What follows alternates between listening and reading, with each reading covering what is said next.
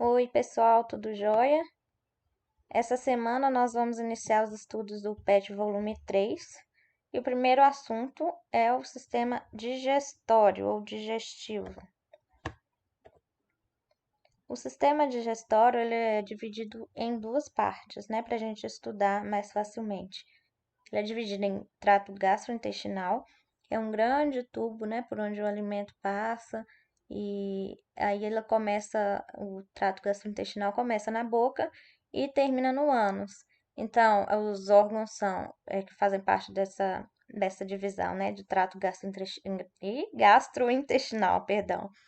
São a boca, faringe, estômago, esôfago, né, primeiro do estômago, intestino grosso e delgado.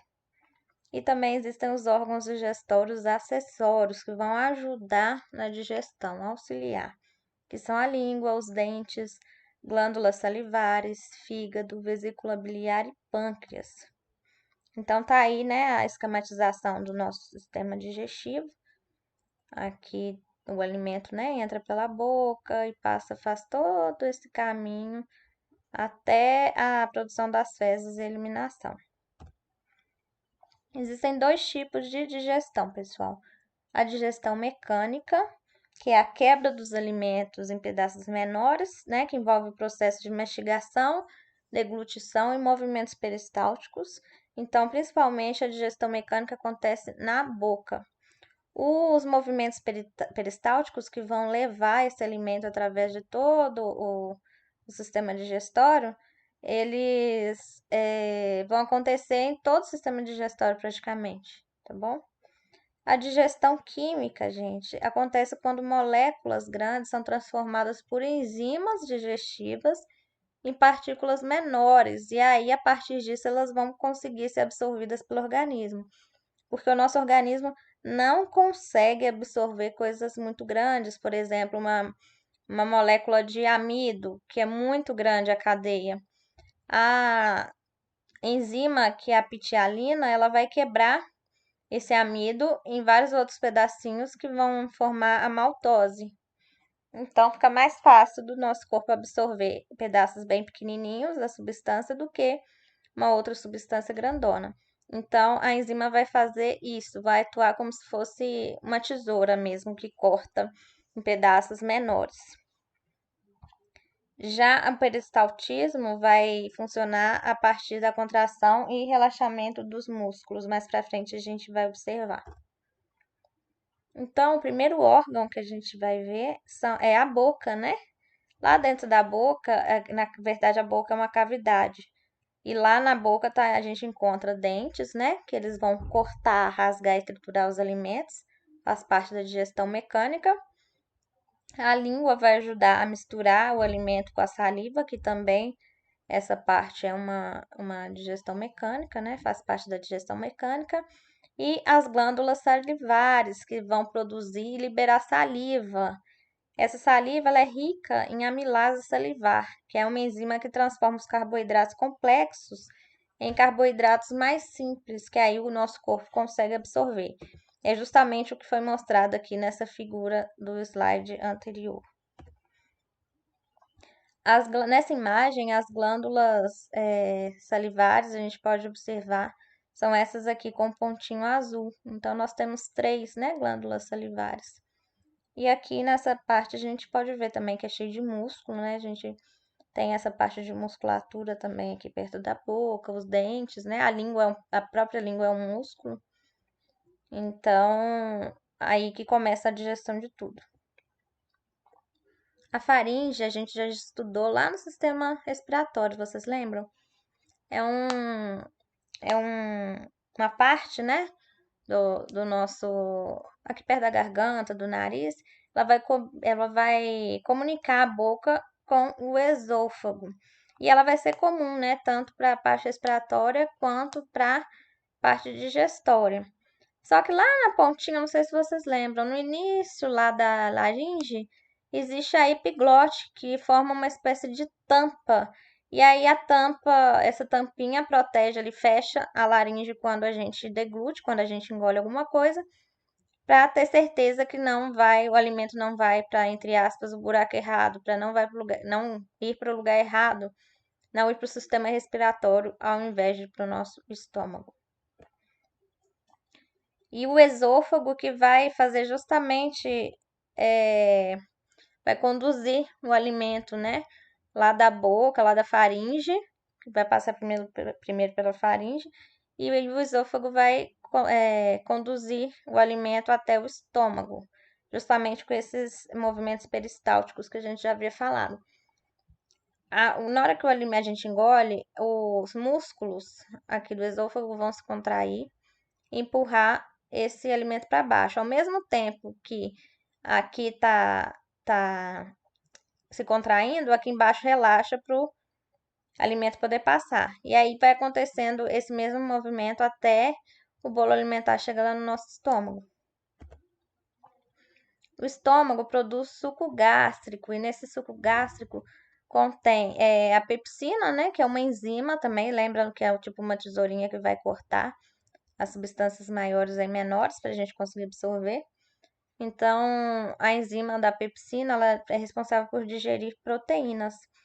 E eu falei, né, da anterior, lá na boca, qual a principal enzima que está presente é a amilase salivar, que vai começar a digestão de carboidratos na nossa boca. Então, no estômago começa a digestão de proteínas. No nosso estômago também existe ácido clorídrico, né, que faz parte do suco gástrico. O ácido clorídrico ele vai aumentar a capacidade de ação da pepsina. E aí ele também vai servir para matar a maioria dos micro-organismos que podem ser ingeridos junto com a comida. A maior parte, algumas infelizmente conseguem sobreviver, né? Senão a gente não adoeceria, não passaria mal. E aí, esses movimentos peristálticos que a gente conversou, eles vão ajudar a misturar o bolo alimentar com o suco gástrico, né? Para ficar mais fácil de digerir. E aí, mais ou menos cerca de 2 horas depois, pessoal, essa mistura vai adquirir uma consistência quase líquida. E aí ela passa a ser chamada de quimo.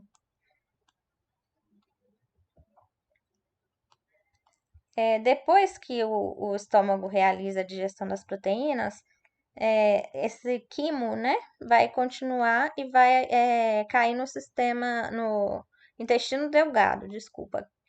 E ao intestino delgado, a primeira parte dele, que é chamado de duodeno, ele é lá que ocorre a etapa final da digestão.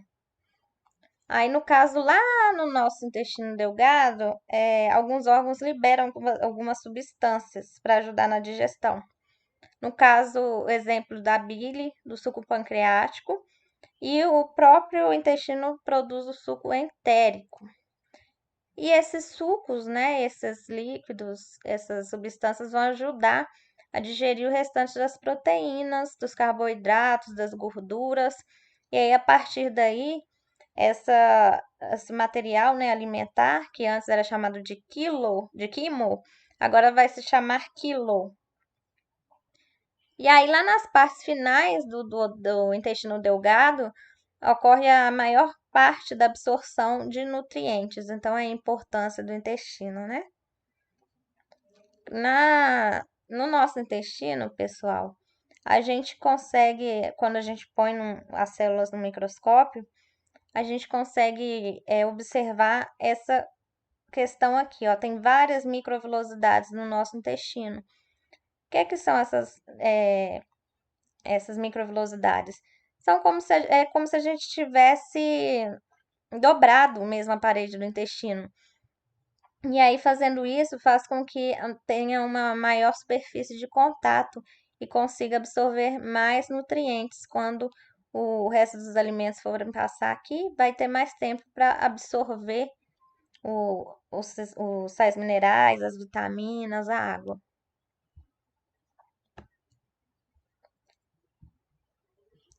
O fígado é um órgão que produz a bile, que é armazenada, ela é produzida pelo fígado e armazenada na vesícula biliar. Então, cuidado, a bile é feita no fígado, produzida pelo fígado. Na vesícula biliar, ela só é armazenada. E aí, pessoal, essa vesícula biliar, ela vai liberando no intestino delgado aos poucos a bile para ajudar na digestão. A bile, ela vai emulsificar a gordura. O que é emulsificar a gordura? Vai quebrar as gorduras em pequenas gotas, né, para facilitar a digestão. E aí o fígado nosso está localizado aqui, nessa parte aqui. O outro órgão acessório é o pâncreas.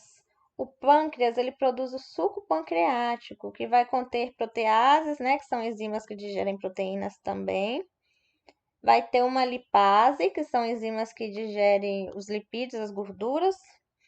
E uma amilase, que é uma enzima que vai digerir amido.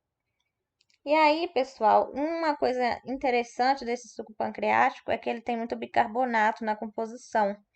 Então, ele vai acabar, quando ele é jogado no intestino delgado, ele vai neutralizar a acidez que é provocado pelo ácido clorídrico, né? Do suco estomacal. Então, não vai fazer com que esse ácido, entre aspas, não machuque, né, as células do intestino. Então, diminui aí a acidez. O pâncreas, ele está localizado logo abaixo do estômago.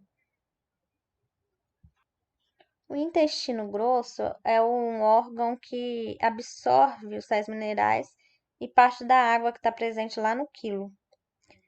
E aí, pessoal, o que não for digerido, por exemplo, a celulose que está lá nos vegetais, né? Restos de células mortas das paredes dos intestinos, bactérias, elas vão formar as fezes, esse conjunto de coisas. E aí os movimentos, mais uma vez, peristálticos, né, das paredes do intestino grosso, no caso aí, vão levar as fezes para o reto, onde que vão ser eliminadas para o ânus. E lá nessa parte, que é no caso do reto, né, possuem esfíncteres de controle, abertura e fechamento. É como se fossem válvulas. Que aí o seu corpo, um desses esfíncteres a gente vai conseguir controlar e o outro não. Então, aqui, ó, o intestino grosso, essa parte aqui, tá? Começa aqui depois no intestino delgado e vem até aqui embaixo no ânus. Pessoal, o intestino é considerado o segundo cérebro. Ele tem muitas terminações nervosas, muitos neurônios. E aí é por causa disso que é tão importante manter a nossa saúde, né? A ingestão de alimentos saudáveis. Quando a gente só ingere coisas assim gordurosas, frituras, doces, a gente está contribuindo para uma série de doenças que podem acontecer no nosso organismo. E aí, gente, quando a gente tá com essa parte desequilibrada, né, que é uma das principais do nosso corpo, que é por ali que a gente vai absorver vitamina, mineral, né, que vão servir, né, de base para a produção de um tanto de outras substâncias, né, de regulação aí do nosso corpo. Então acaba que acontece isso aqui, quando a gente come alimento saudável, o intestino, né, a parte digestiva, o nosso corpo fica saudável.